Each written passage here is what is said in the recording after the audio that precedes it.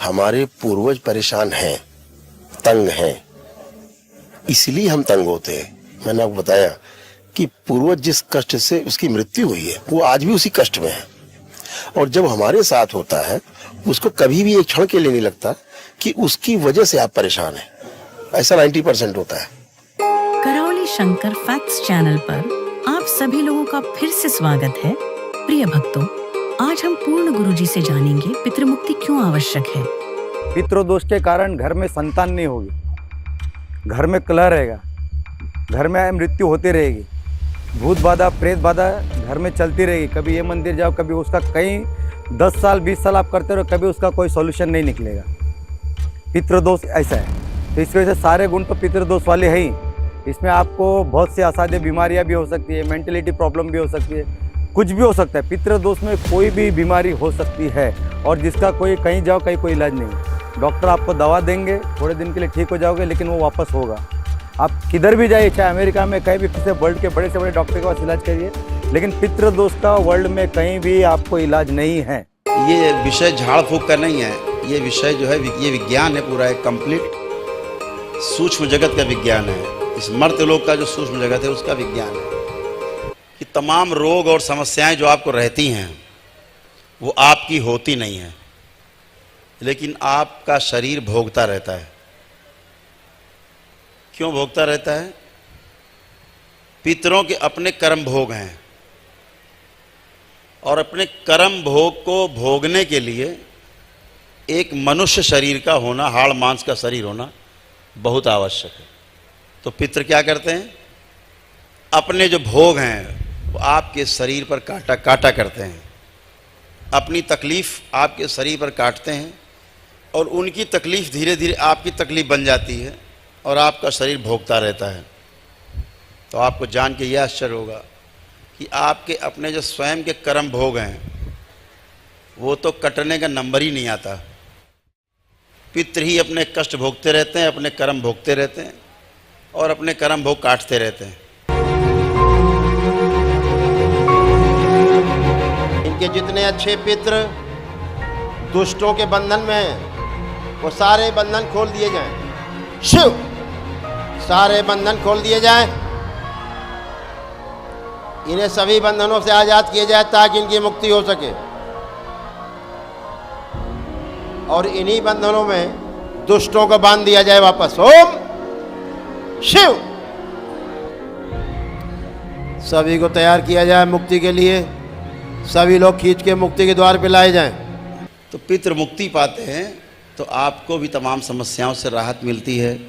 उनके रोग जाते हैं, वो जाते हैं, उनके रोग जाते हैं साथ में। पितृ क्या करते हैं? आपके सूक्ष्म शरीर से अंग बदल लेते हैं। मान लो लीवर उनका गड़बड़ है, उन्होंने क्या किया? उनको कष्ट है, उन्होंने क्या किया?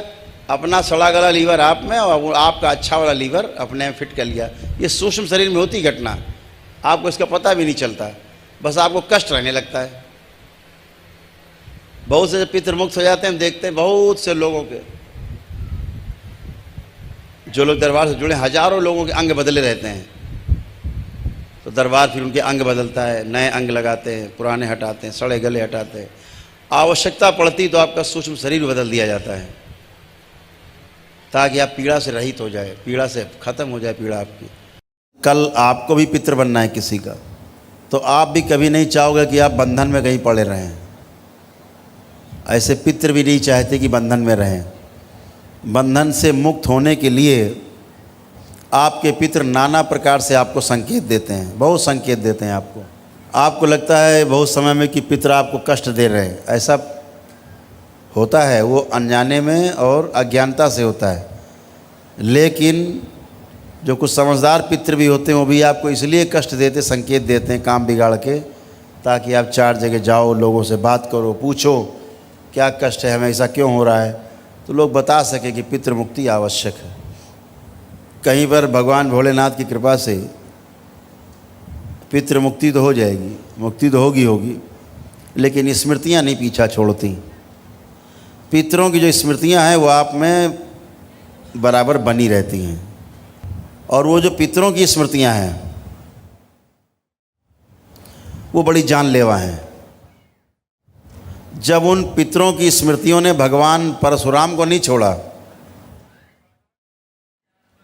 जिसे मैं स्वयं इस सृष्टि में सबसे बड़ा तपस्वी मानता हूँ, सबसे बड़ा साहसी, जब वो नहीं बचे पितरों की स्मृतियों से, तो बाकी तो फिर बात ही करना बेकार है।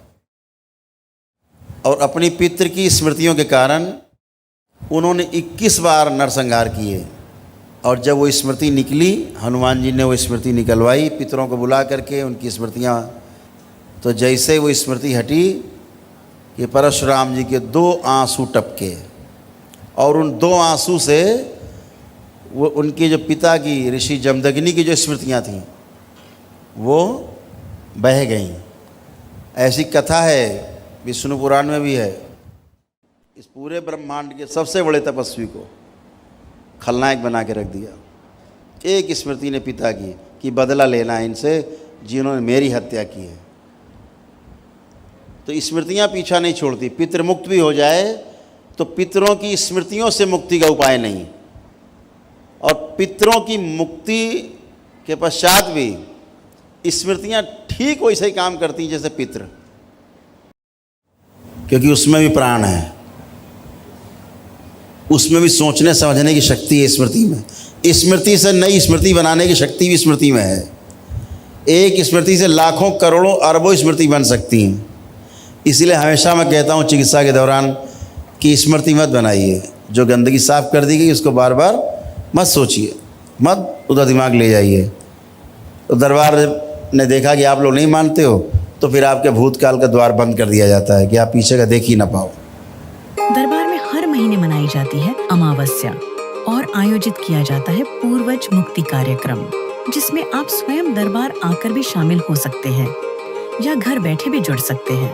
अपने पितरों की शांति और तृप्ति के लिए अमावस्या दिव्य हवन किट दरबार के पूर्ण स्टोर से ऑर्डर कर सकते हैं। अपने पितरों की मुक्ति करवाकर यश के भागी बने और अपने पितरों से आशीर्वाद प्राप्त करें।